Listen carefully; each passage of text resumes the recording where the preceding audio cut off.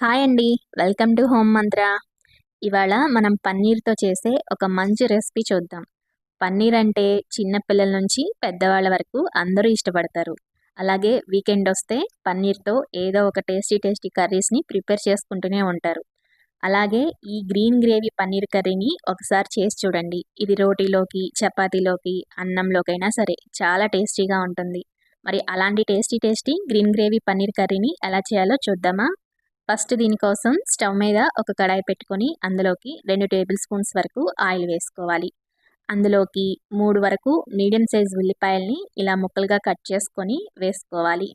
ఈ ఉల్లిపాయలని ట్రాన్స్పరెంట్‌గా అయ్యే వరకు వేయించుకుంటే సరిపోతుంది. మరీ బ్రౌన్‌గా వేయించుకోవాల్సిన అవసరం లేదు. ఇలా లో ఫ్లేమ్‌లో కలుపుకుంటూ ఈ ఉల్లిపాయలని ట్రాన్స్పరెంట్‌గా తయారయ్యే వరకు వేయించుకోవాలి. అంటే వాటిలో ఉండే పచ్చి వాసన పోతే సరిపోతుంది.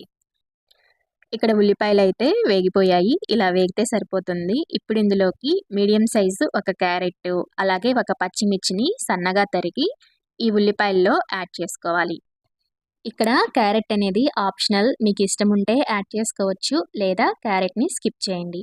ఇప్పుడు ఇందులోకి 2 ఇంచుల దాకా అల్లం ముక్కలను, అలాగే 5, 6 వెల్లుల్లి ముక్కలను వేసుకోండి. ఇలా అల్లం, వెల్లుల్లి ముక్కలు కూడా వేగిన తర్వాత ఇందులోకి 1 కప్పు దాకా కొత్తిమీరను శుభ్రం చేసుకొని, కట్ చేసుకొని ఇలాగా కొత్తిమీరను కూడా 1 కప్పు వరకు యాడ్ చేసుకోండి.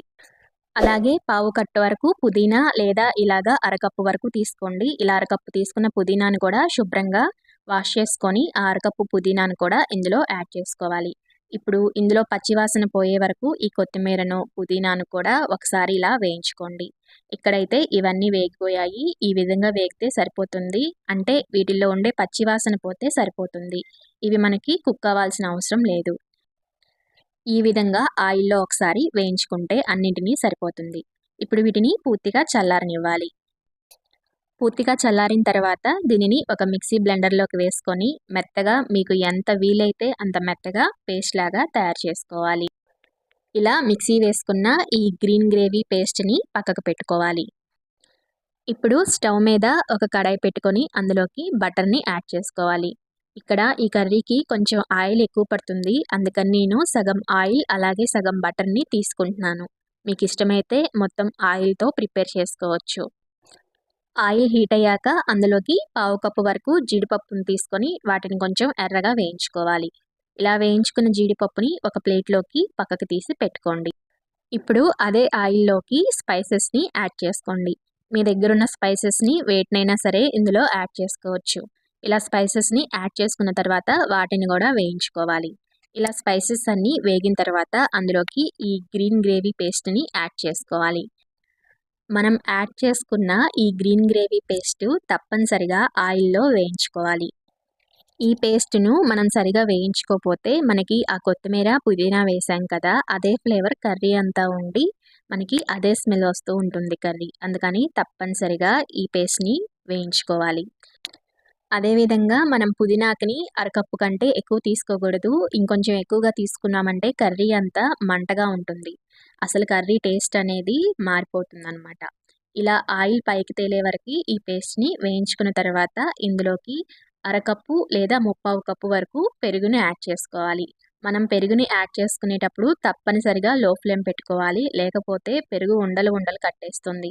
ఇలా పెరుగును కూడా యాడ్ చేసుకున్న తర్వాత ఒకసారి మొత్తం కలిపి ఫ్రై చేసుకోవాలి. ఇలా మసాలా అంతా వేగిపోయి ఆయిల్ పైకి తేలుతున్నప్పుడు అందులోకి 1 టేబుల్ స్పూన్ ధనియాల పొడి, హాఫ్ టేబుల్ స్పూన్ జీలకర్ర పొడి, అలాగే half table spoon garam masala, అలాగే వేయించుకొని పెట్టుకున్న పెప్పర్ పౌడర్ 1 టేబుల్ స్పూన్ వేసుకోవాలి. అలాగే హాఫ్ టేబుల్ స్పూన్ వరకు పసుపు, 2 టేబుల్ స్పూన్స్ లేదా మీ కారానికి తగ్గట్టు కారం యాడ్ చేసుకోండి. అలాగే రుచికి తగ్గట్టు సాల్ట్‌ను కూడా యాడ్ చేసుకోవాలి. అలాగే కొంచెం కసూరి మేతిని కూడా యాడ్ చేసుకోండి. ఇప్పుడు మనం వేసుకున్న మసాలా పౌడర్స్ అన్నింటినీ ఈ పేస్ట్‌లో కలిసిపోయేంత వరకు ఇలాగా లో ఫ్లేమ్ మీద ఒకసారి మొత్తం కలుపుకుంటూ వేయించుకోవాలి. ఇలా అన్నీ వేగిన తర్వాత ఇందులోకి ఇప్పుడు వాటర్‌ని యాడ్ చేసుకోవాలి. ఇలా తగినన్ని వాటర్‌ని యాడ్ చేసుకొని మొత్తం ఒకసారి కలుపుకోండి. ఈ స్టేజ్‌లో మీరు సాల్ట్ అలాగే కారం సరిపోయిందో లేదో ఒకసారి చూసుకోండి. ఒకవేళ మీకు సరిపోకపోతే ఇక్కడ యాడ్ చేసుకోవచ్చు. తర్వాత మూత పెట్టుకొని ఒక 10 నిమిషాలు ఉడికించుకున్నారంటే ఈ కన్సిస్టెన్సీలో కర్రీ తయారవుతుంది. ఇప్పుడు ఇందులోకి మనం ముందుగా వేయించి పక్కన పెట్టుకున్న జీడిపప్పుని యాడ్ చేసుకోవాలి. ఇప్పుడు ఇందులోకి పన్నీర్ ముక్కల్ని యాడ్ చేసుకోండి. పన్నీర్ ముక్కల్ని మీకు ఇష్టమైతే ముందుగా బటర్లో ఉప్పు కారం వేసుకొని ఒకసారి వేయించుకోవచ్చు, లేదా ఇలా డైరెక్ట్గా అయినా వేసుకోవచ్చు. ఇక్కడ నేను పన్నీర్ని ఎలాంటి ఫ్రై చేయలేదు, డైరెక్ట్గానే వేసుకున్నాను.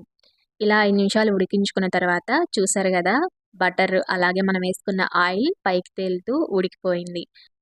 పన్నీర్ ముక్కల్ని కర్రీలో యాడ్ చేసిన తర్వాత కొద్దిసేపు తప్పనిసరిగా ఉడికించుకోవాలి. పన్నీర్ ముక్కలు సరిగ్గా ఉడకపోతే కొంచెం రబ్బర్ లాగా సాగుతూ ఉంటాయి, అందుకని తప్పనిసరిగా ఉడికించుకోండి. ఇలా అంతా ఉడికిన తర్వాత ఇందులోకి కొంచెం క్రీమ్ యాడ్ చేసుకోండి. మీకు ఇక్కడ నేను ఒక టిప్ చెప్తాను. మీ దగ్గర క్రీమ్ అవైలబిలిటీ లేకపోతే 2 పన్నీర్ ముక్కల్ని మిక్సీలో వేసుకొని కొంచెం వాటర్ వేసి తిప్పారంటే మెత్తటి క్రీమ్ రెడీ అయిపోతుంది. ఆ క్రీమ్ని మనం ఈ కర్రీలో యాడ్ చేసుకోవచ్చు. చూసారు కదా, ఇక్కడ కర్రీ అయితే రెడీ అయిపోయింది. ఈ స్టేజ్లో స్టవ్ ఆఫ్ చేసుకుంటే సరిపోతుంది. మనకి ఈ కర్రీ చల్లారిన తర్వాత ఇంకొంచెం గట్టిపడుతుంది. ఈ green gravy paneer curry same మనం రెస్టారెంట్లో తిన్న ఫీల్ వస్తుంది. ఒక్కసారి మీరు ఈ స్టైల్లో ప్రిపేర్ చేసి చూడండి. అలాగే మీరు ఎలా చేస్తారో నాతో తప్పకుండా కమెంట్ సెక్షన్లో షేర్ చేసుకోండి. అలాగే మీరు కూడా తప్పకుండా ఈ గ్రీన్ గ్రేవీ పన్నీర్ కర్రీని తయారు చేసుకోండి. అలాగే ఈ రెసిపీ కనుక మీకు నచ్చితే లైక్ చేయడం, షేర్ చేయడం మర్చిపోవద్దు. అలాగే మన హోమ్ మంత్ర ఛానల్ని మీరు ఇంకా సబ్స్క్రైబ్ చేసుకోకపోతే తప్పకుండా సబ్స్క్రైబ్ చేసుకోండి. మరొక మంచి రెసిపీతో మళ్ళీ కలుద్దాం. అంతవరకు థ్యాంక్ యూ ఫర్ వాచింగ్.